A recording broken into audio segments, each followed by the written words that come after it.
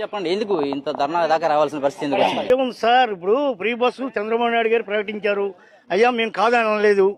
మేము అడిగేది ఏంటంటే ఆ రోజు ఆయన పెద్ద ఆయన ఏవైతే ప్రకటించాడో నేను ఆటో కార్మికులకి 15,000 రూపాయలు వేస్తానని, ఆ 15,000 కూడా చాలవు మా డిమాండ్.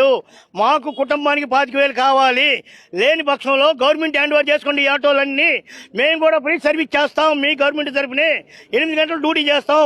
నెలకు 30,000 రూపాయలు ఇచ్చేయండి ప్రతి ఆటోకి. ఇక్కడ డ్రైవర్లు ప్రతి ఆటోకి డ్రైవర్లు ఉన్నారు, ఇద్దరు ఉంటారు. ఆ డ్రైవర్లందరినీ మీరే హ్యాండ్ ఓవర్ చేసుకోండి. ఇప్పుడు లోగడ ఒకసారి ప్రైవేట్ వాహనాలన్నీ గవర్నమెంట్ యూనియన్ చేసుకుంది. విజయవాడలో ప్రైవేట్ డ్రైవర్లందరినీ గవర్నమెంట్ హ్యాండ్ ఓవర్ చేసుకుంది. అలాగే ఈ రోజు ఆటోలు హ్యాండ్ ఓవర్ చేసుకోండి. మేము ఫ్రీ సర్వీస్ చేస్తాం. ఆటో ఏదైతే మాకు ఆయిల్ కావాలో ఆయిల్ ఒక్కటి మీరు కొట్టించి నెలకు 30,000 ఇస్తే ఫైనాన్స్ మేమే కట్టుకుంటాం, ఫిట్నెస్ మేమే చూపించుకుంటాం, బండి రిపేర్ మేమే చేపించుకుంటాం అని మా డిమాండ్. అయ్యా ఇప్పటికైనా కరువు తెరవండి. మేము అడిగేది ఏంటంటే కనీసం ఒక ఆటో కుటుంబానికి 25,000 ఇవ్వాలి. మీరు ఉద్దక్షణ ఇస్తున్నారు. పెన్షన్ ఆడవాళ్ళకి 16 సంవత్సరాలు చదువుకున్న వాళ్ళకి అనేక పథకాలు ఇచ్చారండి. మీరు ఈ రోజు ఆటో వాళ్ళని కూడా మీరు ఆదుకోవాలి. ఆదుకోకపోతే ఏం చేస్తారు? ఉరి పోసుకుంటారు, సస్తారు.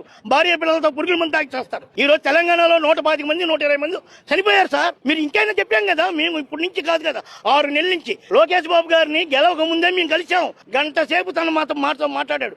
చాలా సంతోషించాం. బ్రహ్మాండంగా మీకు మన కార్మికులకు అన్యాయం జరగనేమో. గవర్నమెంట్ మాది టీడీపీ గవర్నమెంట్, కూటమి గవర్నమెంట్ వస్తే ఇమ్మీడియట్ గా పెద్ద ఆయనతో కూర్చోబెట్టి మీకు సమావేశాలు మీటింగ్ అరేంజ్ చేద్దాం, ఎలా తెలపాలి ఏంటి అనేది కూడా ఆయన నిర్ణయిస్తున్నారు. కానీ ఆ నిర్ణయం నీటిలోనే కలిసిపోయింది. ఇంతవరకు అది జరగల. కనుక ఇప్పటికైనా సరే మాతో ఆటో చర్చలు జరపండి. మీరు ఏదే నిర్ణయం చేయాలనుకుంటే అది చెయ్యండి. కానీ ఇప్పటికైనా మేము బాధపడేది అదే. ఈ రోజు ఇంకా మేము బస్సులకు వ్యతిరేకం కాదు, బస్సు తిరగొద్దని మేము చెప్పట్లేదు సార్. మేము ఫ్రీ బస్సులు పెట్టండి, మా ఆడవాళ్ళు కూడా ఎక్కుతారు కాదని మేము అట్లా. కానీ ఆటో కుటుంబాలను ఆదుకోండి అని చెప్తున్నాం బాబు. ఇది విషయం.